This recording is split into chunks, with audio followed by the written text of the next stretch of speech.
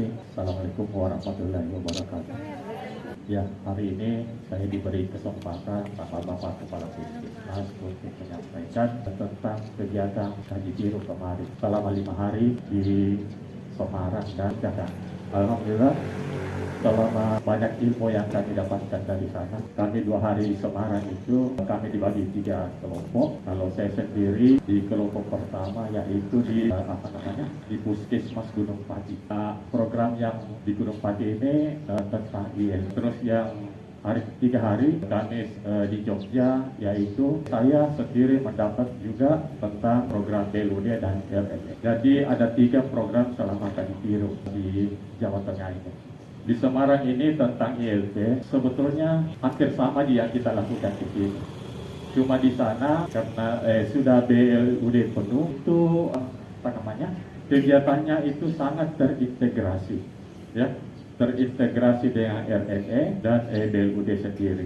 Jadi di ILP itu sendiri sama yang kita lakukan di sini, yaitu 5 langkah. Terus yang di kesehatan itu hanya di langkah 4. Jadi kalau misalnya pendaftaran, langkah pertama dan kedua penimbangan itu dilaksanakan semua oleh KAS. Jadi sebetulnya kalau di Posyandu itu tidak terlalu banyak dengan petugas kesehatan, ya. Tapi di kegiatan itu di langkah 4 itu ada laboratorium sederhana yang dilaksanakan hanya pemeriksaan GDS. Tidak ada pemberian obat dan di langkah 5 penyuluhan itu kadar yang melaksanakan karena kadarnya di sana sudah 25 Bu Yanti? Penampilan dasar. Kompetensi, ya, dia sudah kuasai. Ya, jadi di kesehatan itu hanya fokus di langkah 4. Jadi petugas di sana itu hanya bagian laboratorium. Jadi kita hanya misalnya bagian gizi ada hadir juga di situ. Bagian gizi hanya melihat kegiatannya kadar, apa dia laksanakan, apa yang dia lakukan di penimbangan, apakah sudah betul. Jadi kita ini sebagai kontrol saja, ya, petugas kesehatan. Awal-awal ILP di sana sama dengan kita. Ada namanya Posyandu remaja, Posyandu sila, dan Posyandu balita. Dengan adanya ILP tidak ada lagi namanya 3 itu tadi, tapi Posyandu ILP. Jadi siklus hidup di situ sama dengan kita. Cuma di ILP-nya di sana betul-betul dilaksanakan namanya screening, ya, screening. Jadi kalau misalnya teman-teman yang men-screening itu harus tahu betul permasalahan. Misalnya dia harus tahu cardinal sign. Misalnya di tanda utamanya apa titik. Jadi tidak banyak pertanyaan tercapai sasarannya. Banyak pertanyaan kalau di format. Tapi yang men-screening bisa melihat tahu langkah-langkah apa pertanyaannya yang mana setuju. Misalnya apakah ibunya, bapaknya merokok? Apakah batuk? Apakah terjadi penurunan berat badan? Nah, itu yang mengarah ke TB. Apakah berdahak? Apakah ada darah? Terus yang mengenai DM, apakah sering buang air kecil kalau malam? Jadi teman-teman yang screening itu harus tahu betul gejala utama. Jadi di akhir screening itu akan masuk sendiri di bagian mana dia kesimpulan. Kesimpulannya dia masuk di mana dia bermasalah.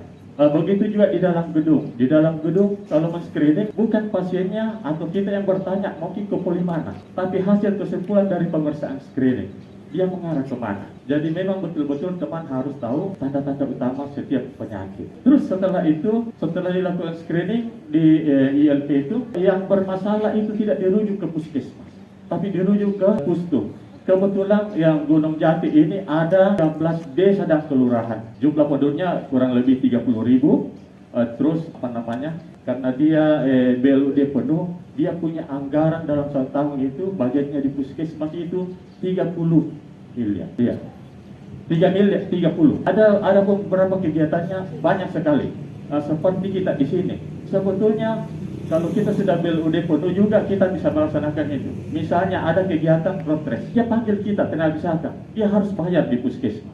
Tidak boleh tidak. Makanya kita perkuat dengan SK peraturan Bupati bahwa setiap dipanggil tenaga kesehatan itu harus berbayar. Dia membayar ke puskesmas. Terus yang karena di Gunung Pati ini banyak perusahaan, banyak dia bikin jadwal screening di perusahaan-perusahaan tersebut. Dia membayar ke puskesmas. Terus yang lain, misalnya ada yang di luar wilayah kerja, dia tetap periksa.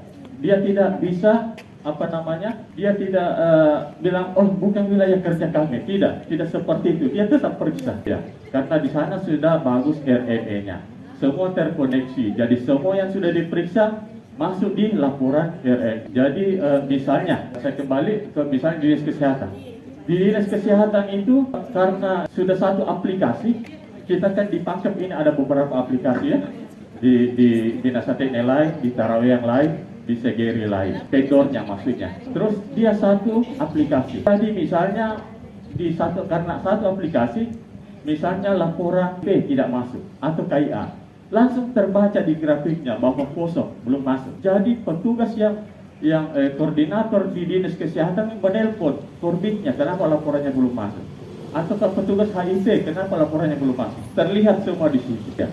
Jadi bukan lagi kepala puskesmas yang mengurus itu, laporan belum masuk, tidak seperti itu. Tapi kepala puskesmas ini betul-betul sebagai manajer, dia bahwa puskesmas ini adalah suatu bisnis, bukan lagi semacam yang kayak sekarang. Itu di Jati. Kalau di puskesmas kota yang saya kunjungi di Jogja selama 3 hari, Bergansaan namanya, puskesmas Bergansaan itu hanya 3 kelurahan, tapi penduduknya 30.000. Terus dia melaksanakan screening itu sama dengan kita di sini, tapi seperti itu tadi, dia tidak banyak lagi masuk di kegiatan-kegiatan yang seperti tadi yang di Semarang. Dia terkoneksi semua. Ya. Jadi akan terbaca kalau tidak masuk laporan. Jadi petugas di dinas kesehatan langsung berhubungan ke PJ program. Terus kalau misalnya screening ini dia laksanakan, dia tidak mengenal misalnya kita kan di sini hanya beberapa tempat yang hari pasar, dia gabung di sana screening, semuanya di screening, tidak ada terkecuali, walaupun di luar wilayah kerjanya. Dia ke terminal, jadi semua program akan tercover, tidak ada yang tertinggal karena screening itu tadi ya. Terus kalau misalnya ada yang bermasalah dirujuk ke pustu yang bekerja sama dengan kader untuk kunjungan. Kadernya dapat transportasi dari puskesmas.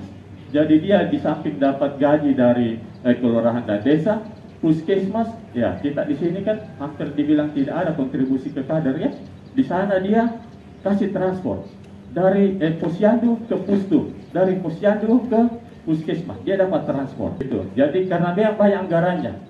Terus misalnya karena kita di sini misalnya kita ya baru 2 dokter umum tak, iya. Kalau misalnya dokter intensif sudah selesai tugas, dokter 2. Jadi puskesmas menggaji mereka sampai sesuai UMR, dia gaji mereka untuk menutupi itu karena BPJS aturannya 1 dokter itu 5.000 penduduk yang dia harus tangani. Sedangkan kita di sini penduduknya 20.000. Kalau di sana dokter umumnya 8 orang, bayangkan. Jadi semua program tercover. Jadi dia gila di pustunya ada juga dokternya. Jadi pemberian pengobatan itu bisa di pustu karena ada dokter, tapi tidak di posyandu ILP.